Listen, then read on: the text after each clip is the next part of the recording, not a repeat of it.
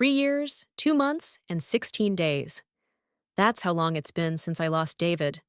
Since the doctors told me there was nothing more they could do. Since I held his hand as he slipped away. Since I became a widow at 45. 3 years, 2 months, and 16 days of waking up and remembering all over again that he's gone. I've counted every single day, until recently. Lately, I've been forgetting to count. And the guilt of that small betrayal burns inside me like a coal I can't extinguish. Because forgetting to count means I'm moving forward. And moving forward means leaving him behind. It started last autumn. October in Vermont paints the world in colors that seem too vivid to be real. Crimson maples, golden birches, the mountains aflame with a beauty that feels almost offensive when you're grieving. David and I used to drive the winding roads each fall, stopping at farm stands for apple cider, taking photographs of particularly stunning vistas. Leaf peepers, the locals called tourists like us, before we bought the old farmhouse and became locals ourselves. That particular October day, I was struggling with the ancient furnace in my basement. The thing was at least 30 years old when we bought the place, and David had nursed it through each winter with a combination of mechanical know-how, creative tinkering, and what I can only describe as whispered sweet talk. "Come on, old girl," he'd murmur, adjusting valves and tightening fittings. Just one more season. But David wasn't there to coax it to life, and I was facing my fourth winter alone with a furnace making ominous clanking sounds that I knew meant trouble. I'd called 3 different heating companies, all booked solid with pre-winter maintenance appointments.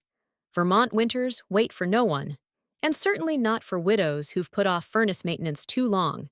That's when Michael showed up. I heard his truck in the driveway, that distinctive sound of tires on gravel, a sound that still made my heart leap for a fraction of a second before reality crashed back. Through the basement's small window, I could see work boots approaching the porch. Then the doorbell rang, a sound so rare in my solitary life that it felt almost intrusive. When I opened the door, the shock of seeing him nearly buckled my knees. Not because I wasn't expecting him.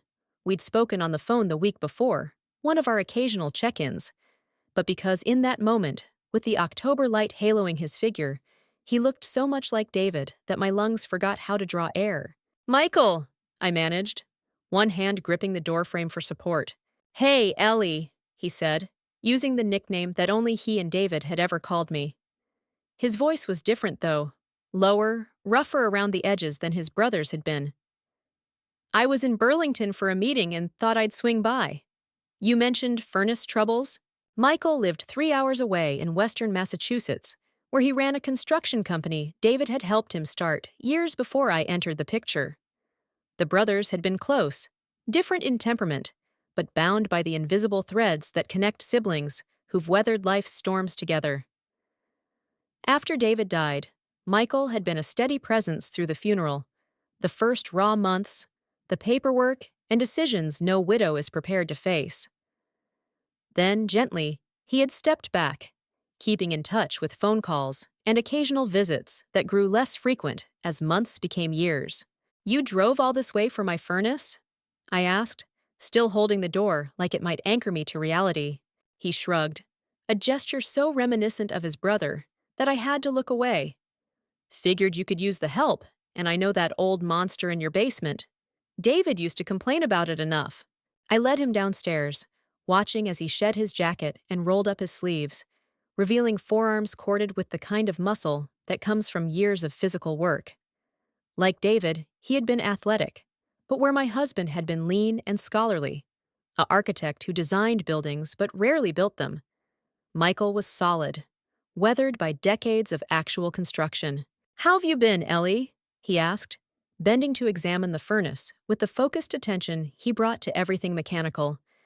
His dark hair, peppered with more gray than I remembered, fell across his forehead as he worked. I'm okay," I said automatically, the answer I gave everyone. Then, surprising myself with honesty, "Some days are better than others." He glanced up, his eyes, brown like David's, but somehow sharper, more direct, meeting mine briefly. "Yeah," he said quietly. "I know about those days." Of course he did. He'd lost his brother, his business partner, his lifelong companion through childhood and beyond. While my grief was different, rawer in some ways, his ran just as deep. For the next hour, I sat on an old wooden stool, watching him work, handing him tools when asked, holding a flashlight steady as he replaced a part he'd somehow known to bring with him. We didn't talk much, but the silence wasn't uncomfortable. There was something soothing about being in the presence of another human being who didn't expect conversation, who understood the comfort of shared quiet. When the furnace finally chugged to life with a series of reassuring hums, his face broke into a smile of genuine satisfaction. A smile so like David's that for a moment time seemed to slip, reality blurring at the edges. "You should stay for dinner," I heard myself say as we climbed the basement stairs. "It's a long drive back, and I hesitated, realizing I was about to admit something I rarely acknowledged. "I could use the company." He stayed. I made a simple dinner: pasta with a sauce from late-season tomatoes from my garden, a salad, bread I'd baked the day before. As we ate at the kitchen table where I'd shared thousands of meals with David, I was struck by how strange it felt to have a man sitting in that space again. Strange, but not wrong. "You still bake," he observed, breaking off a piece of bread. "David always said you made the best sourdough in New England." He was biased, I smiled. "But yes, I still bake. Some habits keep you grounded when everything else falls away." Michael nodded, understanding in his eyes. "For me, it's running. 5 miles every morning, no matter what. David and I started that together in high school. Feels like he's still with me sometimes, on those quiet morning roads." I knew about their running.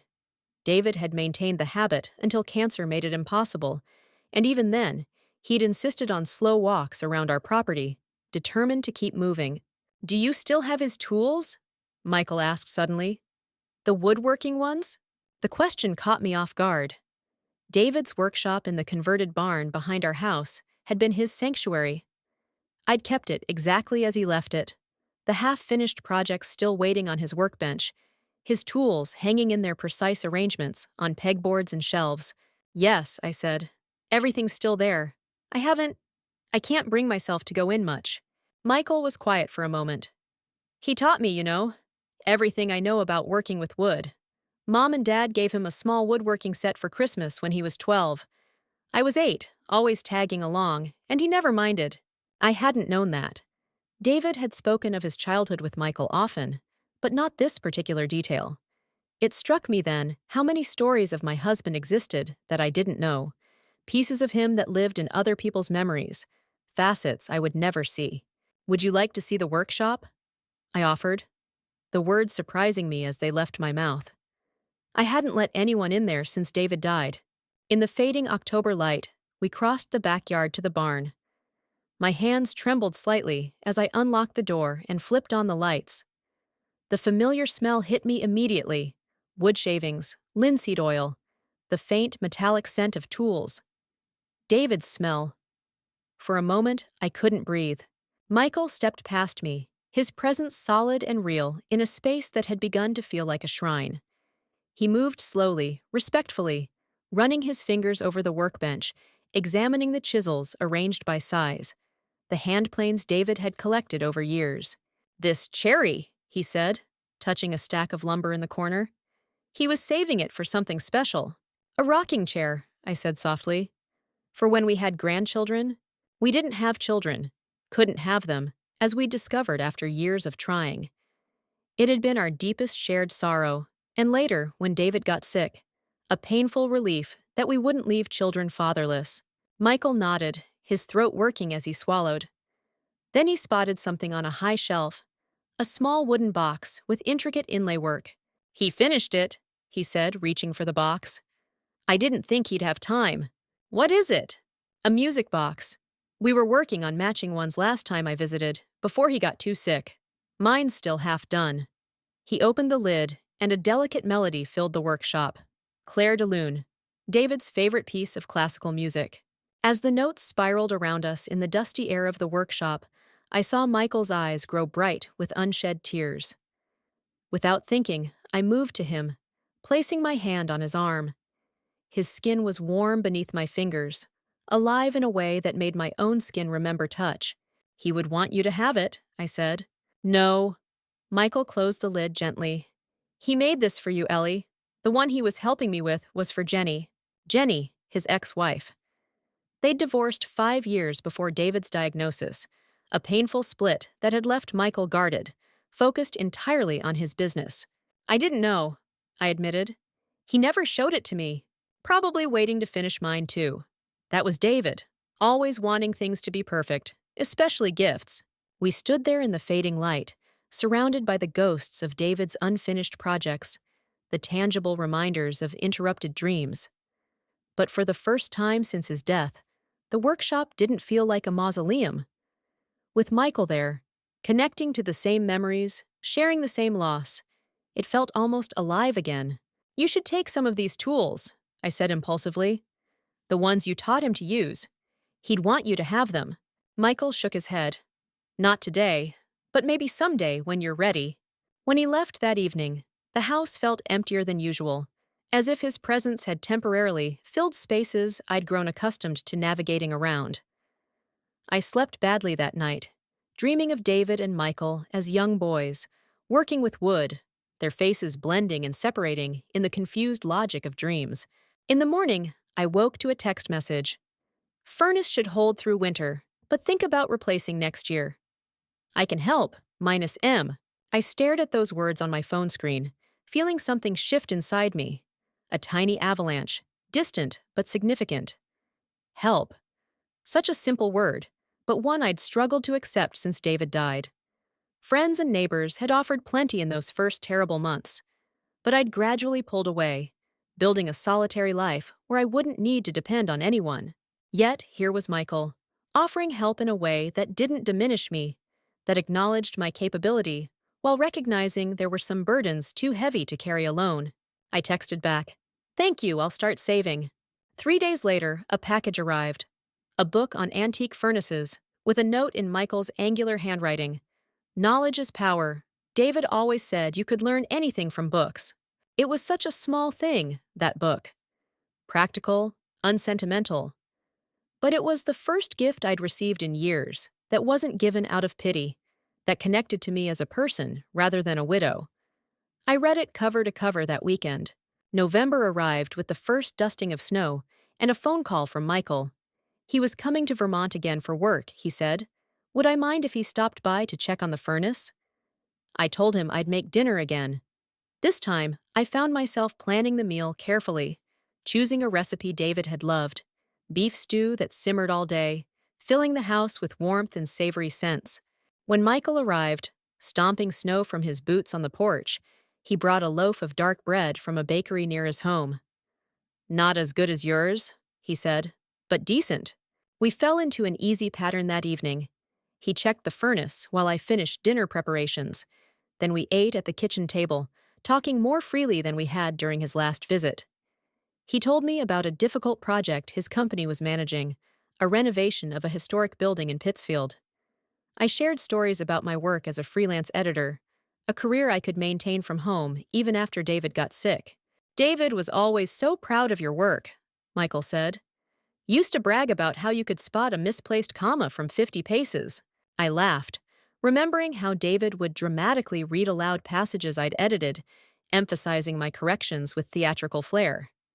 He exaggerated, but I am good at what I do. Never doubted it, Michael replied, his eyes crinkling at the corners. His smile was different from David's, more restrained, as if happiness was something he approached cautiously.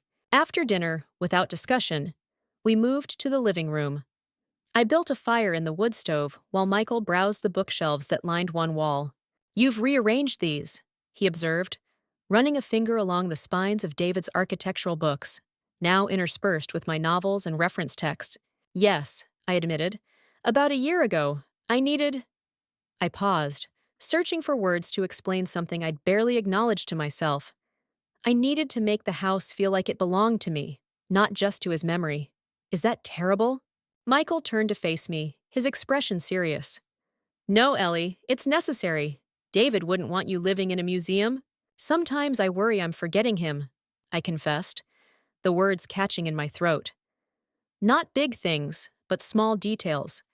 The exact sound of his laugh. The way his hair felt. What if someday I can't remember at all? Michael was quiet for a long moment, staring into the flames dancing behind the wood stove's glass door. I have the opposite problem, he finally said. I can't stop remembering. Every job site, every tool, every piece of wood. He's there. Sometimes it's like he never left. The raw honesty in his voice reached something in me that had been frozen since David's death. A recognition that grief isn't just about loss, but about how we carry what remains. Tell me something about him I don't know, I said suddenly. Something from before I met him. Michael thought for a moment, then smiled. Did he ever tell you about the summer we built a raft on Gardner Lake? I was 15, he was 19. We thought we were regular Huckleberry Finns.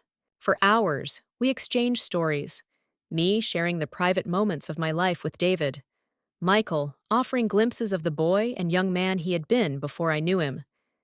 We laughed until tears came, then sat in comfortable silence, the fire burning down to embers. When it was time for Michael to leave, he had an early meeting in Burlington the next day, I walked him to the door. In the dim light of the entryway, he hesitated, then reached out and squeezed my hand briefly. Thanks, Ellie, I needed this. So did I realized as I said it. After he drove away, I stood on the porch despite the cold, watching his taillights disappear down the winding road. For the first time in years, I'd spent an evening not dwelling in grief, but celebrating David's life, remembering joy instead of loss. And somehow, impossibly, I didn't feel guilty about it. Winter settled over Vermont with its familiar intensity. Snow piling in drifts against the house, the landscape transformed into crystalline white and deep evergreen. Michael called every week or so, ostensibly to check on the furnace, but our conversations ranged far beyond home maintenance. We developed a comfortable rhythm, sharing the mundane details of our days, discussing books we were reading, movies we'd seen. In December, he asked if I had plans for Christmas. I didn't. David's parents had passed before he did, and my own family was scattered. A sister in California, parents retired to Florida. Since David's death, I'd spent holidays alone, declining invitations from well-meaning friends who couldn't hide their pity. Come to Pittsfield, Michael said. I'm not much for decorating, but I make a decent prime rib.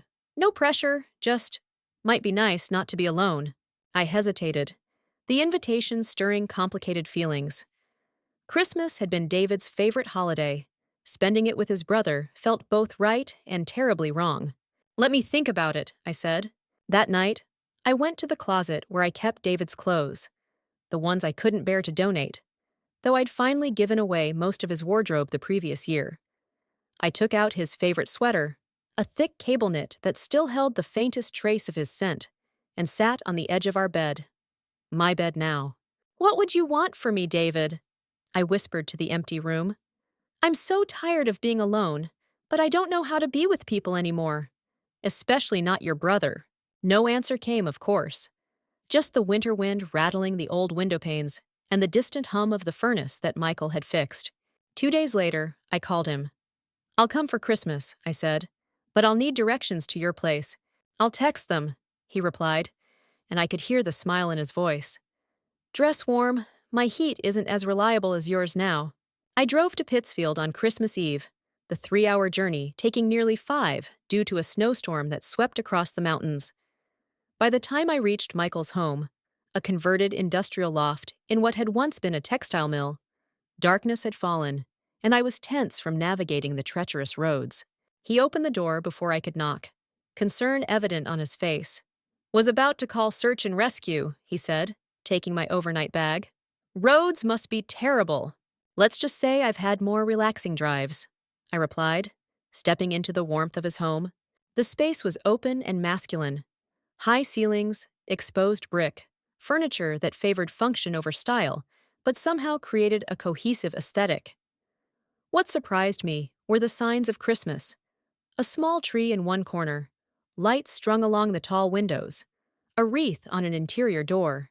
You decorated, I observed, unwinding my scarf. Said I wasn't much for it. Not that I ignored the holiday completely. he replied with a shrug. Then, almost shyly, thought it might make it easier for you, having some traditions. The thoughtfulness of that gesture, recognizing what Christmas meant to David, and by extension, to me, touched me deeply. This was a side of Michael I hadn't fully appreciated before. His quiet attention to others' needs, so different from David's more expressive empathy, but no less genuine. That evening unfolded with unexpected ease. We cooked together, moving around his kitchen with the comfortable coordination of people used to sharing space. He was a better cook than he'd let on, knowledgeable about wines, particular about how to properly rest meat before serving. After dinner, we exchanged small gifts by the tree. I'd brought him a rare book on Japanese joinery techniques that I'd found in a used bookstore, a nod to his and David's shared love of woodworking. He gave me a delicate silver bracelet with a single charm, a tiny, perfectly detailed book that opened to reveal miniature pages. "For the editor," he said as I examined it, though I wasn't sure if jewelry was appropriate. "You can exchange it if—" "It's perfect," I interrupted, fastening it around my wrist. "Truly." As the evening grew late, we sat on his sofa with glasses of whiskey, the tree lights casting soft patterns on the brick walls. The storm outside had intensified, wind howling around the old building's corners. "You should take the bed," Michael said. "I'll sleep out here." "Don't be ridiculous. This is your home. I'm fine on the couch." He shook his head firmly. "David would haunt me forever if I made you sleep on a sofa." The mention of David shifted something in the atmosphere, a reminder of the invisible presence that connected us, the grief we shared but experienced so differently. "Do you think he would mind?" I asked suddenly, the whiskey perhaps loosening my tongue. "Us spending Christmas together?" Michael considered the question with the seriousness it deserved. "No," he finally said. He'd be glad we weren't alone. David hated the thought of people being lonely, especially during holidays. It was true. David had always gathered strays for celebrations, students far from home, colleagues without family, neighbors living alone. His generosity of spirit had been one of the things I loved most about him. "I miss him," I said simply. "Me too, every day." Michael's voice was rough with emotion. Then, after a pause, "But tonight, for the first time in a long time, I'm not just missing him. I'm remembering why I miss him." I understood exactly what he meant. The subtle but profound difference between grief that only looks backward and grief that carries forward the essence of what's been lost. When I finally went to bed, accepting the guest room after minimal protest, I slept more soundly than I had in months, lulled by the storm outside and the knowledge that I wasn't alone in an empty house. Christmas Day dawned clear and brilliantly cold, sunlight sparkling off snow-covered surfaces. We spent the morning in companionable activity, making breakfast, calling family members, taking a walk through the transformed industrial district where Michael lived. The fresh air and exercise brought color to my cheeks, and when Michael commented that I looked well, I realized I felt well too, present in my body in a way I hadn't been for years. That afternoon, as promised, he prepared a perfect prime rib. We ate at his dining table, a massive piece hewn from a single slab of oak that he and David had salvaged from an old barn. "David helped me finish this," he said, running his hand over the polished surface. "Last project we worked on together before he got sick. Used to joke it would outlast both of us." "Ah, it's beautiful," I said, meaning it. The wood glowed with a depth that only comes from age and careful craftsmanship. "He wanted to make one for your dining room, too. Had the wood picked out and everything." This was news to me. "He never mentioned it. Probably wanted it to be a surprise." Michael smiled. "He was always planning something special for you." The knowledge that David had been thinking of our future, creating beauty for a life he wouldn't share, brought unexpected comfort rather than pain. He had loved me enough to want joy for me, even in his absence. As evening fell, the practical realities of travel intruded on our holiday bubble. The roads had been plowed, but weather reports warned of dropping temperatures and potential ice. I needed to leave if I wanted to make it home safely. At my car, Michael helped brush off the last of the snow while I started the engine to warm it. Neither of us seemed to know quite how to say goodbye after the unexpected intimacy of the past 24 hours. "Thank you," I finally said. "For Christmas, for that everything." "Drive carefully," he replied. "Text me when you get home." The drive back to Vermont was easier than the journey down had been, giving me time to think. About Michael, about David, about the strange alchemy that had transformed grief shared into something new and undefined. I wasn't ready to name the warmth I felt in Michael's presence, the easy comfort that had developed between us. But I couldn't deny it existed. Winter gave way to mud season, that distinctive Vermont period when dirt roads become nearly impassable and everything feels suspended between dormancy and growth. Michael's visits became more frequent, checking the furnace, fixing a leaking roof, helping me prepare the garden for spring planting. We developed routines, shared jokes, built a friendship independent of our connection through David. But it was friendship with undercurrents we didn't acknowledge, charged moments we pretended not to notice. His hand lingering when passing me a tool, my breath catching when he stood close, the way our eyes sometimes met and held for a beat too long. On the third anniversary of David's death, Michael came to Vermont. Not to my house, but to the cemetery where David was buried, a peaceful spot overlooking a valley he had loved. I found Michael there, standing at the grave, talking quietly to his brother. I hung back, not wanting to intrude, but he turned as if sensing my presence. "Hope you don't mind," he said. "Felt like I should be here today." "I'm glad you are," I replied honestly. Together, we placed the flowers I had brought. Not lilies or roses, but wildflowers David had loved, the first blooms of spring pushing through the barely thawed earth. Then we stood in silence, each lost in private remembrances. "I talk to him sometimes," Michael confessed as we walked back to our cars. "Not just at his grave. Everywhere." "Is that crazy?" "If it is, we're both crazy. I do the same thing." "What do you tell him?" he asked, then quickly shook his head. "Sorry, that's too personal." "No, it's okay." I considered the question seriously. I tell him about my days, books I'm reading, how the garden's doing, and sometimes I ask him if it's okay to be happy again. Michael stopped walking, turning to face me fully. "And what does he say?" The directness of his gaze made evasion impossible. "He doesn't answer, but I hope, he'd want that for me." "He would," Michael said with certainty. "David always wanted the people he loved to be happy. Especially you, Ellie." There it was, the unspoken thing between us, hovering just beneath the surface of his words. Not quite named, but impossible to ignore. "Would you come back to the house?" I asked, my heart suddenly racing. "There's something I want to show you." At home, I led him to David's workshop. In the months since his first visit, I had slowly begun to spend time there, not changing anything, but simply existing in the space, reconnecting with the creativity that had been so central to David's life. "I've been learning," I said, gesturing to a small, crude wooden box on the workbench. "Nothing fancy, but you made this."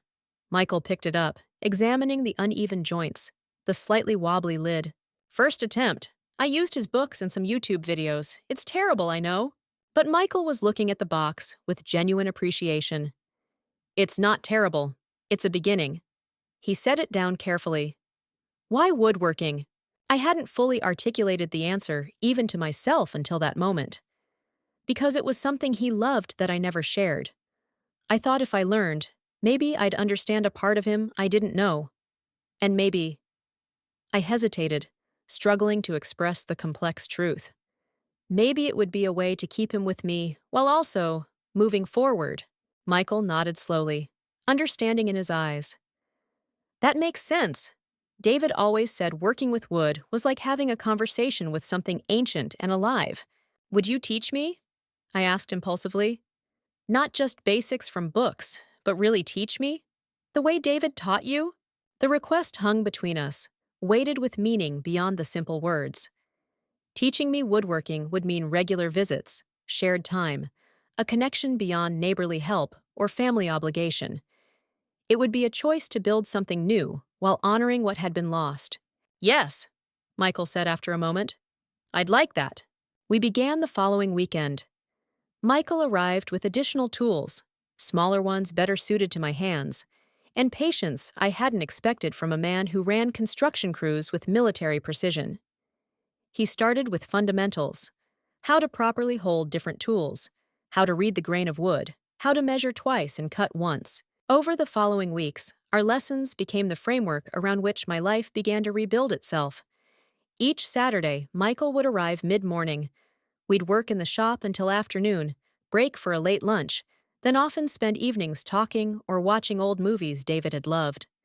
Sometimes Michael would stay in the guest room rather than drive the 3 hours home, especially as spring storms made mountain roads unpredictable. During one such lesson in late April, I was struggling with a particularly challenging dovetail joint. After my third failed attempt, frustration got the better of me. "I can't do this," I said, throwing down the chisel with uncharacteristic sharpness. "My hands don't work that way." Michael, instead of offering platitudes, simply picked up the chisel and placed it back in my hand, his fingers closing around mine to demonstrate the proper angle. His chest was warm against my back, his breath stirring my hair as he spoke. "Like this," he said, guiding my movement. "Gentle but firm, let the tool do the work." The woodworking instruction faded to background as I became acutely aware of his proximity, of the simple human contact I had been without for so long. 3 years of existing without touch, no embraces, no casual affection, no physical connection beyond the occasional handshake or polite hug. And now here was Michael, solid and real, his hands on mine, teaching me something David had loved. When I turned my head slightly, our faces were inches apart. I saw the moment his focus shifted from the wood to me, his eyes darkening with recognition of our suddenly charged position. Neither of us moved. I could feel his heartbeat quickening against my back, matching the rapid pace of my own. For an endless moment, we balanced on the edge of something irrevocable. Then Michael stepped back, releasing my hand, putting careful distance between us. "Sorry," he said, his voice rough. "Didn't mean to crowd you." It's okay," I replied, though my hands were shaking slightly as I set down the chisel. "I think I need a break anyway." We moved to the house in silent agreement, the unacknowledged moment traveling with us. In the kitchen, I busied myself making tea, grateful for the simple, familiar motions. "Ellie," Michael finally said as I set a mug before him, "we need to talk about this." I sat across from him, wrapping my hands around my own mug for warmth and stability. "About what?" The evasion was cowardly, but I wasn't ready, wasn't sure I would ever be ready to name what was happening between us. "You know what?" His directness, so different from David's more diplomatic approach, left nowhere to hide. "This thing between us, it's been building for months." "Michael, let me finish. Please." He took a deep breath. "I never expected this. Never looked for it. God knows I never wanted to feel this way about my brother's wife." The raw honesty of his words struck me silent. His brother's wife. That's what I was. What I would always be in the eyes of the world. David's widow. The woman he had loved, married, built a life with. "But you're not just David's wife," Michael continued, as if reading my thoughts. "You're Ellie, a person in your own right. Someone I've come to." He stopped, restructuring his thought. "Someone who matters to me, a lot." "You matter to me too," I admitted, the words barely audible. "More than I expected, more than feels right." "Is it wrong, though?" he asked, leaning forward, his expression intense. "To care about each other? To want each other's happiness? It's not that simple." "Maybe it is." His hand moved across the table, not quite touching mine, but close enough that I could feel its warmth. "David's gone, Ellie. We both loved him. We both miss him. That will never change. But he's gone, and we're still here." Tears filled my eyes, spilling over before I could blink them away. "I feel like I'm betraying him," I whispered. "Like I'm forgetting him." "You could never forget him," Michael said with certainty. "Neither could I. He's part of both of us, in different ways, but just as deeply." What would people think? His friends? People who knew us as a couple? Some would understand. Some wouldn't. Does it matter more what they think or what David would want for us? The question pierced me to my core. What would David want? My husband, who had loved life so fiercely, who had made me promise in his final days to keep living fully when he was gone. He'd want us to be happy, I said slowly. But I don't know if he could have imagined this. Michael nodded, accepting the complexity without pushing for a simpler answer. I'm not asking for decisions today. I'm just asking that we stop pretending we don't feel something, that we give ourselves permission to see where it might lead. We didn't resolve anything that afternoon. The conversation shifted to safer topics, and Michael left earlier than usual, both of us needing space to process what had been acknowledged. In the days that followed, I thought of little else. I walked the property where David and I had planned to grow old together, sat in the workshop where he had created beauty with his hands, slept in the bed we had shared. Everywhere, I felt his presence, not as a ghost or a supernatural visitation, but as the accumulated weight of memory, of love that had shaped me into the woman I now was. Could there be room in that life for new love? Not as a replacement, never that, but as a continuation, an evolution. I had no clear answer when Michael called the following Thursday, asking if he should still come for our regular Saturday lesson. Only if you want me to, he added, careful to apply no pressure.